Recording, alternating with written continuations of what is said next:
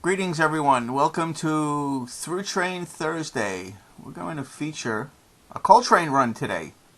A little bit of earlier coal cars, along with some modern ones. The engine of the day is an SD80 MAC from Cato. This is a beast.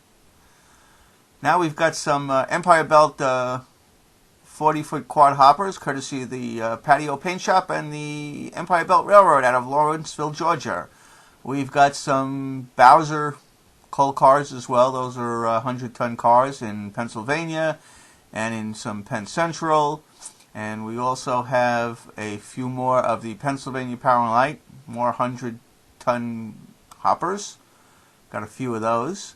And of course we have it in CSX because that's my railroad. Right? Right. And we've got some modern cars. We've got some coal porter coal cars. We've got about a half a dozen of them. I think I have more. I just can't find them. So we'll go with what we have. And of course we're going to have, there's a half a dozen on this train. And we can't forget the other cars that the Patio Paint Shop has done in my railroad, Atlantic Pacific Railroad. Those are PS2 coal hoppers. We've got a few of them on the railroad as well. And of course, no train would not be complete without a caboose.